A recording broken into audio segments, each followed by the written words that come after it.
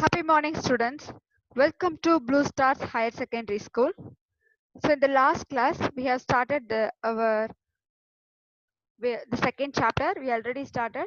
So, second chapter Kingdom Animaliaல நம்ம வந்து பார்த்த வரைக்கும் we have seen the invertebrates, that is non-chordates or invertebrates. In invertebrates or non-chordate, the first phylum we have seen, that is the Porifera. So Porifera அப்படின்னு நம்ம சொல்லும்போது we know that it comes under cellular level of organization. So cells மட்டும்தான் இந்த இடத்துல நம்ம சொல்லுவோம். Tissue grade அப்படின்றது இதுல வராது.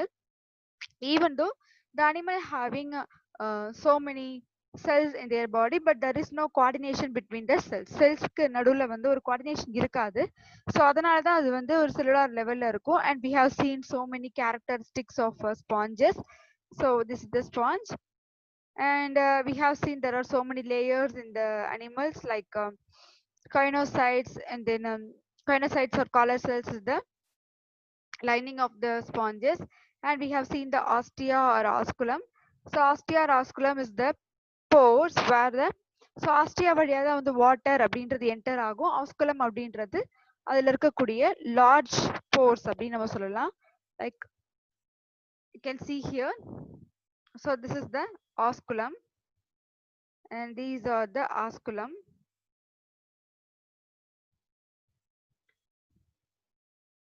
And இதோட நியூட்ரிஷனும் நம்ம வந்து லாஸ்ட் கிளாஸ்ல எக்ஸ்பிளைன் பண்ணியிருந்தோம். It is a holozoic and intracellular. So what type of nutrition அப்படின்னு பார்த்தீங்கன்னா, because they always depend on other organism just like us. நம்மள மாதிரியே ஸ்பாஞ்சஸ் அனிமல்ஸும் வந்து மற்ற ஆர்கானிசம் தான் டிபெண்ட் பண்ணி ஃபுட்டுக்கு இருக்குது தவிர அதால ஓனா வந்து ப்ரிப்பேர் பண்ண முடியாது. And next one we have seen so many interesting characters in sponges, like the first thing we have seen is the hermaphrodites. Hermaphrodite animal நம்ம சொன்னோம், that is ova and sperms ரெண்டுமே வந்து ஒரே single individual, that is the both gonads are present in a single animal body, that animal is called as a hermaphrodite. அதுதான் நம்ம hermaphrodite சொல்றோம். தமிழ்ல நம்ம சொல்லலாம், சிம்பிளா சொல்லலாம், உங்களுக்கு புரியுற மாதிரி பாத்தீங்கன்னா எல்லாருமே வந்து அர்த்தநாதீஸ்வரர் கடவுளை பார்த்திருப்போம். அர்த்தநாதீஸ்வரர் கடவுள் நம்ம சொல்லும் போது சிவன் பாதி சக்தி பாதி. சோ ஒரே சிங்கிள் பாடியில ரெண்டு பேருமே பாதி பாதியா இருப்பாங்க. அதே மாதிரிதான் இந்த அனிமலும். அந்த அனிமலோட பாடியில அவுட்டர் அப்பியரன்ஸ் சிங்கிள் அனிமல் மாதிரி தெரியும், பட் இன்னர்ல பாத்தீங்கன்னா அந்த அனிமலுக்கு ரெண்டு கொனாட்ஸுமே இருக்கும். அதாவது மேல் கொனாட் சொல்ற டெஸ்டிஸ் தான் இருக்கும். ஸோ அண்ட் ஃபீமேல் கொனாட் நம்ம சொல்லக்கூடிய ஓவரியும் இருக்கும்.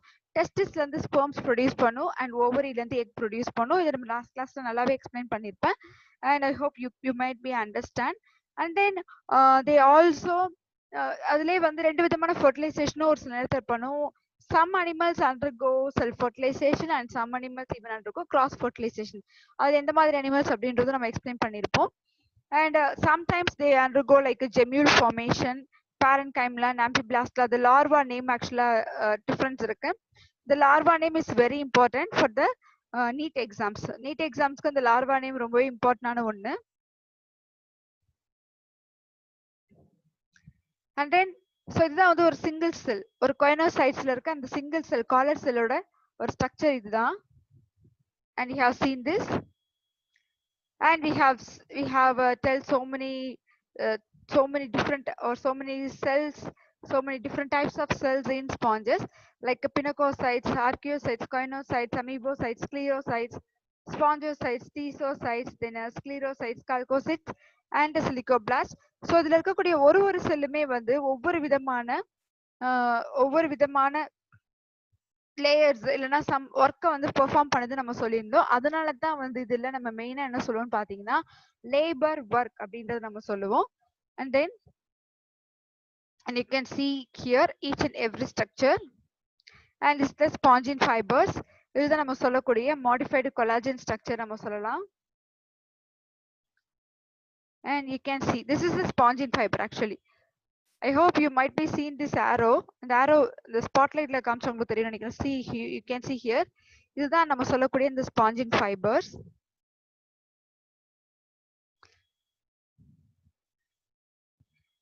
இது வந்து ஸ்பிக்யூல்ஸ் வந்து எப்படி வந்து ரெண்டு லேயர்ஸ் இடையில எம்பெட் ஆகி ஒரு சப்போர்ட் சிஸ்டம் வந்து ஒரு ஸ்பாஞ்சஸ்க்கு ப்ரொவைட் பண்ணுதுன்றது தான் கொடுத்துருக்காங்க. And these are the spicules, different structures of spicules. and what is the role of spicules அப்படின்றதை நம்ம பார்த்திருக்கிறோம். லைக் ஸ்பிக்யூல்ஸ் ஜென்ரலா இதுல எந்த மாதிரியான ஸ்பிக்யூல்ஸ் இருக்குன்றதை நம்ம எக்ஸ்பிளைன் பண்ணியிருக்கோம் last class. That is a calcium carbonate or silicon dioxide or sometimes spongin fibers. So different types of sponges இதெல்லாமே நம்ம பார்த்தோம். And coming to the reproduction, we have seen different types of reproduction like sexual and asexual and sexual type நம்ம பார்த்திருந்தோம். And the porifera larvae, and these are the classes in phylum Porifera. And now we are going to see about the next phylum, that is the Coelenterata. The next phylum is the Coelenterata. உங்களோட புக்ஸ்ல வந்து phylum Cnidaria கொடுத்திருப்பாங்க. Cnidaria and Coelenterata both are same. So Cnidaria spelling actually வந்து எந்த மாதிரி text புக்ல கொடுத்திருப்பாங்க அப்படின்னு பாத்தீங்கன்னா CNIDARIA or Cnidarian அப்படின்னு சொல்லலாம். So Cnidarian வரும்போது just remember Cnidaria C is a silent one. C silent-ஆ இருக்கும். So you should pronounce like Cnidaria. எப்படி நைஃப்ல வந்து K நம்ம சைலண்டா அந்த நைஃப் நம்ம ப்ரொனவுன்ஸ் பண்ணுமோ அதே மாதிரி தான். So in Coelenterata they are having a hollow gut and Cnidaria net like structuresல இருக்கும். இதுதான் வந்து ரெண்டுத்துக்குள்ள டிஃபரன்ஸ் அந்த மாதிரி கூட சொல்லலாம். And you can see here ஒரு பிக்சர் ஒன்னு கொடுத்திருக்கிறேன்.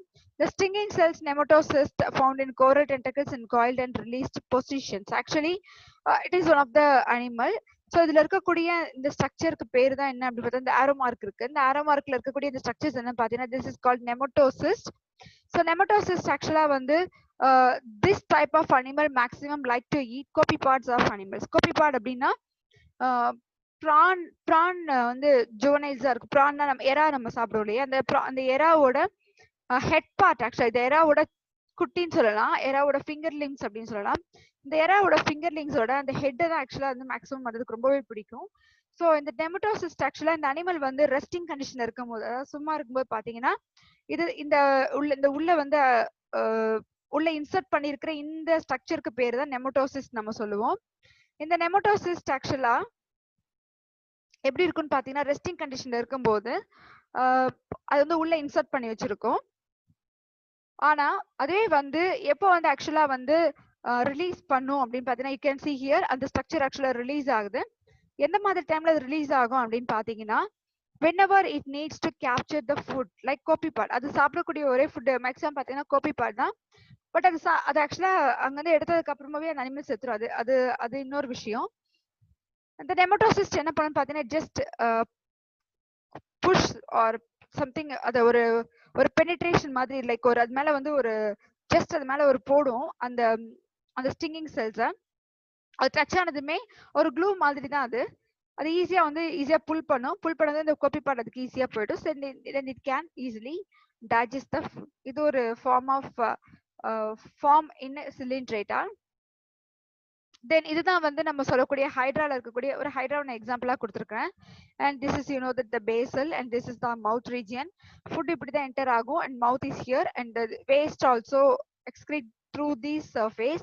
இதான் நம்ம சொல்லக்கூடிய tentacles. So tentacles இதெல்லாமே. And they are having also the gastrovascular cavity. Gastrovascular நமக்கு வந்து gut நம்ம சொல்லுவோம், but they are having like gastrovascular cavity நம்ம சொல்லலாம். And coming to the characteristics of phylum Cnidaria or phylum Coelenterata, because Coelenterata is the old name, now we are using the phylum Cnidaria. The phylum Cnidaria oda general characters enna pathina nida means nale meaning nale needle or sting cells, because they are having இப்போ வந்து பாம்பு கிட்ட வந்து விஷம் இருக்கு அப்படின்னு பாத்தீங்கன்னா they are having a poison glands, venom glands இருக்கும், அதுல இருந்து பாய்சன் எஜெக்ட் பண்ணும். அந்த பாய்ஸனோட ப்ராப்பர்ட்டி என்னன்றது நமக்கு தெரியும். So it just paralyse them or first ஒரு சில மேக்ஸிமம் ஆஃப் த பாய்சன் எல்லாமே ஸ்னேக்ல இருந்து வரக்கூடியது எல்லாமே நம்ம நர்வஸ் சிஸ்டம் வந்து டார்கெட் பண்ணும். ஸோ நர்வஸ் சிஸ்டம் தான் ஃபர்ஸ்ட் டேமேஜ் பண்ணும். ஸோ எதுக்காக வந்து ஸ்னேக்கு வந்து பாய்சன் இருக்கணும் அப்படின்னு பாத்தீங்கன்னா because that's one of the defence. அதை தன்னைத்தானே பாதுகாக்கிறதுக்காக அது யூஸ் பண்ற ஒரு மெக்கானிசம் தான் அந்த வெனம். ஸோ அந்த வெனம் யூஸ் பண்ணி அது என்ன பண்ண முடியும் அப்படின்னு பாத்தீங்கன்னா சம்டைம்ஸ் வந்து அனிமல்ஸ் ஈஸியா கேப்சர் பண்ணுவது ரொம்ப ஈஸியா இருக்கும். ஃபார் எக்ஸாம்பிள் ஒரு ரேட்டை வந்து சாப்பிடணும் அப்படின்னா அந்த ரேட் மேல அந்த அது ஒரு ஸ்டிங் பண்ணாலே போதும், ஈஸியா கொஞ்ச நேரத்துல வந்து அந்த ரேட் வந்து கொஞ்ச நேரத்துல மயங்கி விழுந்துடும். ஸோ ஈஸியா வந்து அதால சாப்பிட முடியும். அதே மாதிரி இதுகிட்ட என்ன இருக்கும் அப்படின்னு பாத்தீங்கன்னா they are also having some needle or sting cells, just like venom in snakes. Venom snakes கிட்ட இருக்க மாதிரி இதுக்கும் ஒரு cells இருக்கு. அததான் நம்ம nidoblast அப்படின்னு நம்ம சொல்லுவோம். ஸோ நிடேரியன்ஸ் ப்ரீவியஸா தான் நம்ம வந்து சிலின்ட்ரேட் அப்படின்னு நம்ம சொல்லிட்டு இருந்தாங்க. பட் மேக்ஸிமம் டைம் சிலின்ட்ரேட்ஸும் சொல்றாங்க. So you should know both the names. ரெண்டு நேம் தெரிஞ்சுக்கிறது ரொம்பவே நல்லது. ஸோ மேக்ஸிமம் தீஸ் அனிமல்ஸ் பார்த்தீங்கன்னா அக்வாட்டிக் தான்.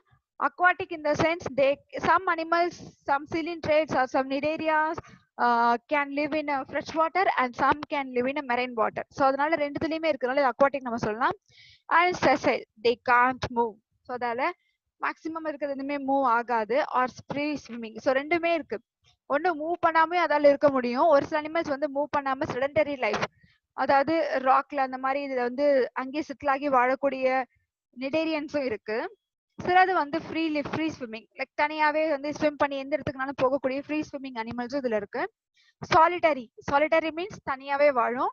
தனியானா அது எந்த ஒரு குரூப் கூடயுமே இல்லாம, அதோட ஓன் குரூப் கூட இல்லாம தனியாவே அதில் வாழக்கூடிய ஒரு தன்மை இருக்கு. And some animals are live in colonies மாதிரி இருக்கும். காலனிஸ் நம்ம சொல்லும் போது மேக்ஸிமம் ஹண்ட்ரட்ஸ்ல இருந்து இதுல இருந்து அனிமல்ஸ் எல்லாம் ஸ்டார்ட் ஆகும். பட் இன் கேஸ் ஹனிபீஸ் நான் எக்ஸ்பிளைன் பண்ணிருப்பேன். ஹனிபீஸை பொறுத்த வரைக்கும் பாத்தீங்கன்னா தௌசண்ட்ஸ் அண்ட் தௌசண்ட்ஸ் ஆஃப் சேர்ந்து தான் ஒரு காலனியே வந்து கன்ஸ்ட்ரக்ட் பண்ணும். So here colony forms with radial symmetry except for sea anemones. Because sea anemones வந்து ரேடியல் சிமெட்ரி வராது, இட் கம்ஸ் அந்த பைலேட்டரல் சிமெட்ரி. மற்ற அனிமல்ஸ் எல்லாமே ரேடியல் சிமெட்ரியில தான் வரும். அண்ட் நம்ம சிமெட்ரியிலே வந்து இதை எக்ஸ்பிளைன் பண்ணியிருப்போம். The name Cnidaria is derived from nidocytes. So இதுல இருக்கக்கூடிய அந்த ஸ்டிங் செல் நம்ம சொல்லியிருந்தோம். அந்த ஸ்டிங் செல்ஸோட நேம் தான் என்னன்னு பாத்தீங்கன்னா nidocytes or nidoblast. ரெண்டு விதமான நேம் இருக்குது ஆக்சுவலா, nidocytes and nidoblast. ஸோ அதனால தான் அதோட நேமே எதுல இருந்து, அந்த நிடேரியான்ற நேம் வந்து இந்த நிடோ அப்படின்ற nidoblast and nidocytesல இருந்து தான், sorry yes nidoblast and nidocytes இருந்தா இந்த நிடேரியான்ற நேம் வந்தது. With stinging cells or nematocysts on tentacles. So டென்டக்கிள்ஸ்ல தான் அந்த நெமட்டோசிஸ்ட் இருக்கும். ஜஸ்ட் லைக் பிஃபோர் நம்ம இதுக்கு முன்னாடி பார்த்த அந்த ஸ்ட்ரக்சர்ல இருக்கக்கூடிய அந்த பிக்சர்ல இருக்கிற அந்த செல்ஸ் தான் வந்து நெமட்டோசிஸ் நம்ம சொல்லலாம். Nidoblasts are used for anchorage, defense and to capture the prey. So எந்தெந்த பர்பஸ்க்காகலாம் ஆக்சுவலா யூஸ் ஆகுது அப்படின்னு பாத்தீங்கன்னா, ஒன்னு வந்து ஆன்கரேஜ் இன் த சென்ஸ் ஃபர்ஸ்ட் வந்து ஒரு இடத்துல போய் செட்டில் ஆகணும் அப்படின்னா அந்த இடத்துல வந்து அந்த இடத்துல செடிமெண்ட் ஆகணும் அப்படின்றதுக்காக ஆன்கரேஜ். இப்போ ஆன்கரேஜ் சிம்பிளா சொல்லலாம் பாத்தீங்கன்னா, ஒரு பெரிய கப்பல் வந்து சீல வந்து ஃபிஷ் கேப்சர் பண்றாங்க. அந்த டைம்ல என்ன பண்ணுவாங்க பாத்தீங்கன்னா, ஃபர்ஸ்ட் ஆங்கரிங் பண்ணுவாங்க. எதுக்காக அந்த சென்டர் போடுறது சீல போனதுக்கு அப்புறமா அங்க என்ன பண்ணுவாங்கன்னா ஆங்கரிங்க வந்து அந்த ஆன்கரேஜ் வந்து நங்கூரம் வந்து கடல்ல போடுவாங்க. எதுக்காகன்னு பாத்தீங்கன்னா, அங்க கேப்சர் பண்ணும்போது அந்த அந்த அந்த ஷிப் வந்து அங்க இங்கேயும் மூவ் ஆகாம இருக்கணும் அப்படின்றதுக்காக ஆங்கரிங் போடுவாங்க. ஸோ அது மூவ் ஆகாம அப்படியே ஸ்டிஃபா வச்சுக்கும். ஸோ அதே மாதிரி இங்க இருக்கக்கூடிய நீடோபிளாஸ்ட் செல்ஸ் என்ன பண்ணும் பாத்தீங்கன்னா ஆன்கரேஜ் பர்பஸ்க்காக இருக்கு. அண்ட் சம்டைம்ஸ் டிஃபென்ஸ்க்காகவும் இருக்கும். டிஃபென்ஸ்னா நம்ம சொன்ன மாதிரி தான். இன்கேஸ் எனிமீஸ் யாராவது வராங்க அப்படின்னா அந்த எனிமீஸ் கிட்ட இருந்து எஸ்கேப் ஆகிறதுக்காக அந்த பாய்சனஸ் செல்ஸ் அது யூஸ் பண்ணும். அண்ட் ஃபுட்டை கேப்சர்றதுக்காகவும் யூஸ் பண்ணும். இப்போ நம்ம சொன்ன மாதிரி ஒரு சில நேரத்துல பாத்தீங்கன்னா அந்த ஃபுட் வந்து அதை கையை விட்டு போகுது அப்படின்னும் போது அது ஈஸியா என்ன பண்ணும் பாத்தீங்கன்னா, அந்த பாய்சனஸ் கிளான்ஸை வச்சு அது மேல ஒரு ஸ்டிங் பண்ணும். லைக் அது மேல வந்து ஒரு போடும். அப்ப என்ன ஆகும்னு பாத்தீங்கன்னா, ஈஸியா வந்து அந்த பாய்சன் அனிமல் மேல பட்டதுமே கொஞ்ச நேரத்துல வந்து அது பேரலைஸ் ஆயிடும். பேரலைஸ் ஆனதுக்கு அப்புறம் அது அங்கேயே விழுந்துடும். ஸோ இது ஈஸியா வந்து அது கேப்சர் பண்ணிடும். And Cnidarians are the first group of animals to exhibit tissue level of organization and diploplastic. So நம்ம இதுக்கு முன்னாடி பார்த்த பொரிஃபெரா, ஃபைலம் பொரிஃபெரா நம்ம பார்த்த வரைக்கும் அதுல என்னன்னு பார்த்தோம்னா, we just explain that it comes under cellular level. அதுல வந்து செல்லுலார் லெவல்ல தான் இருக்கும், அதுல டிஷ்யூ லெவல் வராது. பட் இங்க இருக்கக்கூடிய நம்ம நிடேரியன்ஸ்ல பாத்தீங்கன்னா it comes under tissue level of organisation. இதுல அடுத்த லெவலுக்கு போகுது. டிஷ்யூக்கு அப்புறமா first cellular level, then first tissue level and sorry first cellular level and then it just goes to the tissue level and it is followed by the organ level, then organ system level. இந்த மாதிரி தான் வந்து ஆக்சுவலா organisation இருக்கும் ஒரு அனிமல்ஸ்லன்றதை நம்ம சொல்லி இருக்கிறோம். And it also it is also comes under diploplastic animal. So we have seen what is diploplastic, what is triploplastic, நிறைய தடவை நம்ம பார்த்தாச்சு. So diploplastic பாத்தீங்கன்னா there are two types of layers in the animal body. The germinal layers, the outer coat is called as outer ectoderm and inner one is called as the inner endoderm. So இந்த ரெண்டு layer மட்டும் தான் இருக்கும், நடுவுல இருக்க mesoderm இதுல இருக்காது, because they are diploplastic animals. And the next character அப்படின்னு பாத்தீங்கன்னா, and they are also having central vascular cavity or coelentron. So அதனால தான் இதோட பேர் என்னன்னு பாத்தீங்கன்னா, எதுக்காக வந்து சிலின்ட்ரேட்டான்னு சொன்னாங்கன்னு பாத்தீங்கன்னா, because they are having coelentron. coelentronனாலே அதோட மீனிங் இருக்கு. seal means coelom, entero means gut. So அதோட கட்ல ஆக்சுவலா சீலம் இருக்கிறதுனால தான் அதுக்கு இன்னொரு பேர் வந்து coelentrata. So serves, இதோட மீனிங் என்ன பாத்தீங்கன்னா, serves both digestion and circulatory function. digestionக்கும் அது யூஸ் ஆகுது, at the same time circulatory functionக்கும் அது யூஸ் ஆகுது. With a single opening called mouth or hypostome. So you can see the top of the animal.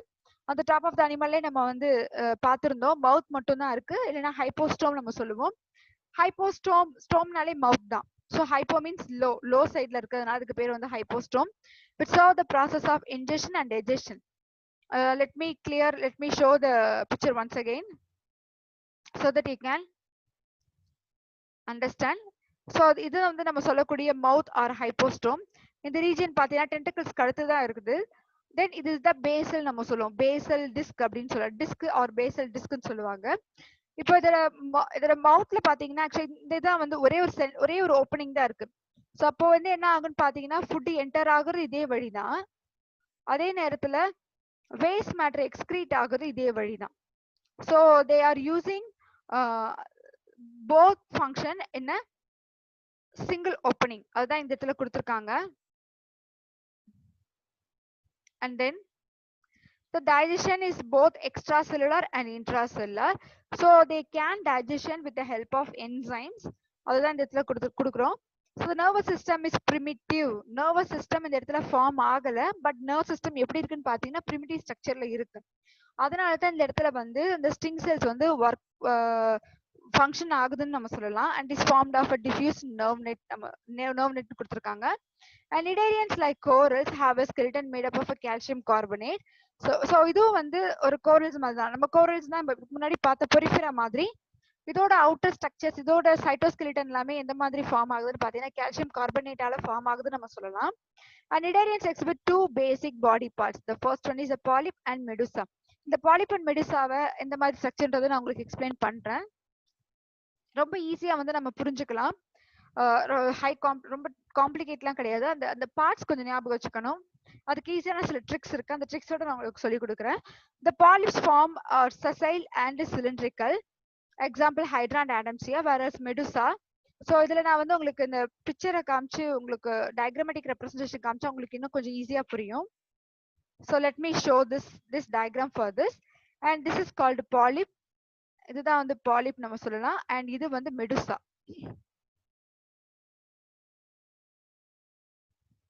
And this one is the medusa. You can see the like umbrella structure இருக்கு. இங்க பார்த்தாலே உங்களுக்கு தெரிஞ்சிருக்கும். இந்த structure பார்க்கும்போதே தெரியுது, இது பார்க்கிறதுக்கு அம்பர்லா மாதிரி இருக்கு. ரெண்டுமே சேர்த்து நம்ம என்ன சொல்லலாம் அப்படின்னு பாத்தீங்கன்னா, ஒரு அம்பர்லா யூஸ் பண்ற மாதிரி இமேஜின் பண்ணுங்க.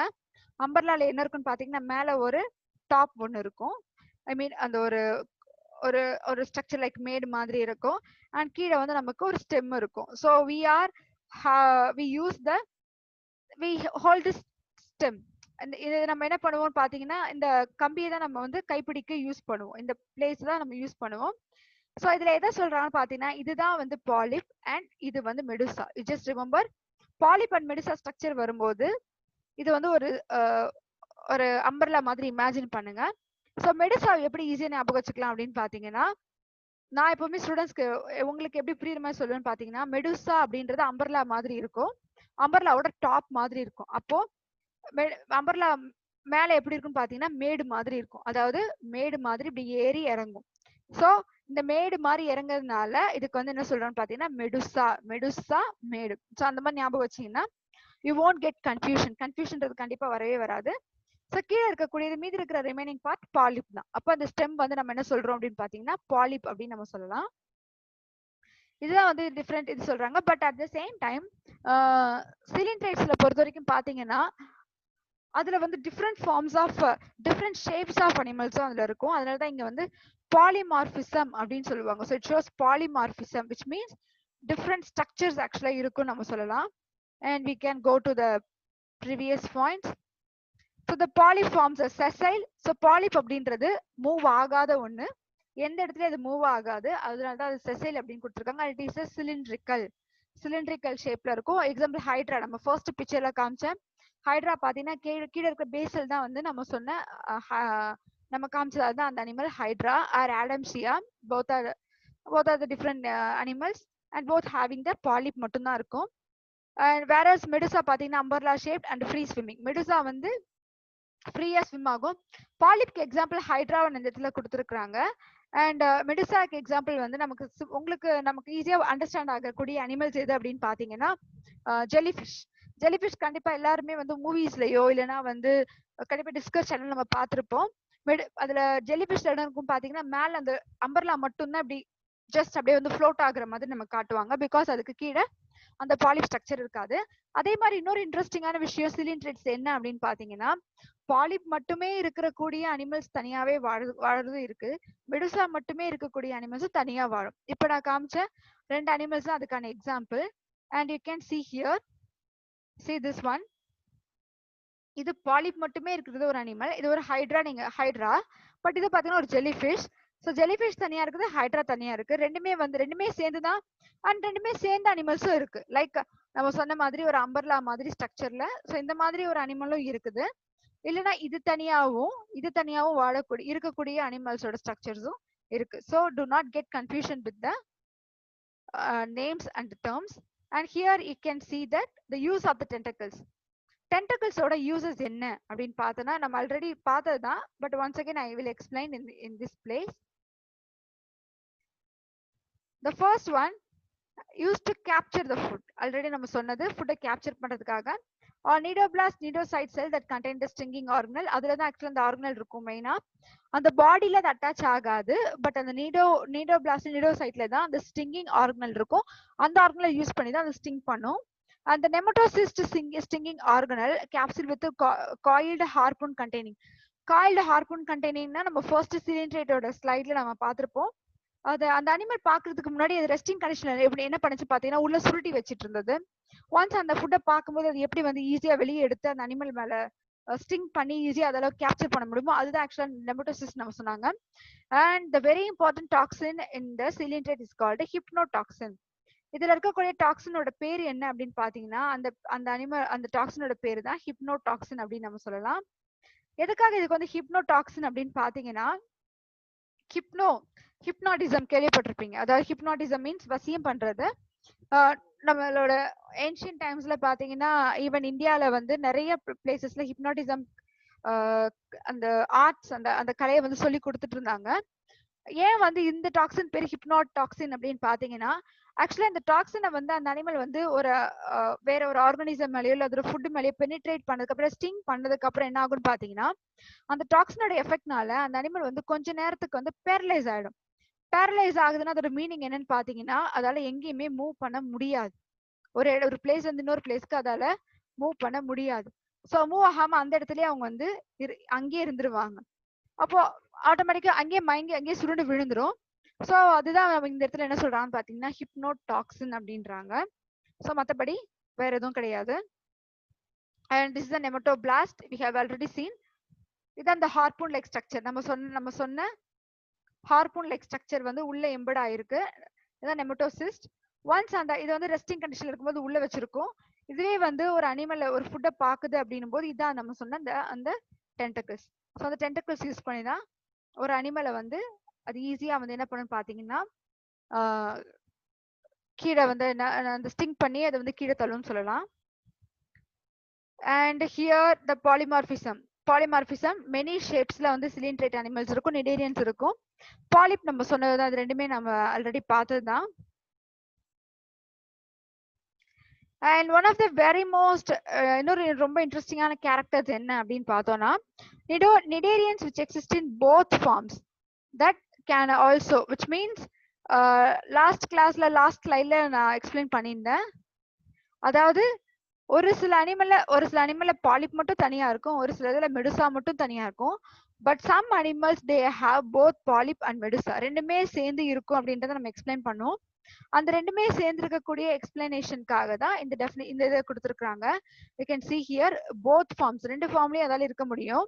அப்போது என்ன பண்ணு பாத்தீங்கன்னா இந்த எக்ஸிபிட் ஆல்டரேஷன் ஆஃப் ஜெனரேஷன் அதாவது அதோட லைஃப் சைக்கிள் வந்து எந்த மாதிரி இருக்கும்னு பாத்தீங்கன்னா இதுல நம்ம வந்து ஸ்பாஞ்சஸ்ல பார்த்த வரைக்கும் நம்ம எந்த மாதிரி ஒரு கேரக்டர்ஸ் நம்ம சொன்னோம் அப்படின்னு பாத்தீங்கன்னா ஆல்டரேஷன் ஆஃப் ஜெனரேஷன் ஒன்று கிடையாது. அதுல ஏசெக்சுவல் ரீப்ரொடக்ஷன் இருக்கும், இல்லைன்னா செக்ஷுவல் ரீப்ரொடக்ஷன் இருக்கும். This are that asexual or sexual அதுதான் நம்ம சொன்னோம்.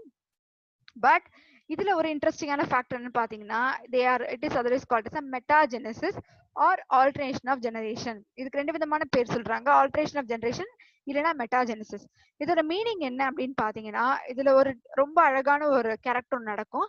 The polyp represents the asexual generation and the medusa represents the sexual generation.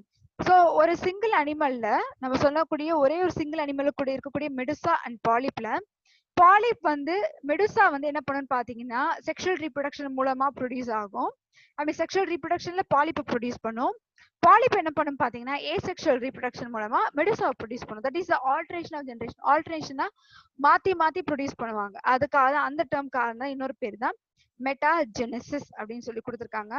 So polyp produce medusa asexually அதான் கொடுத்துருக்காங்க. Medusa forms polyp sexually.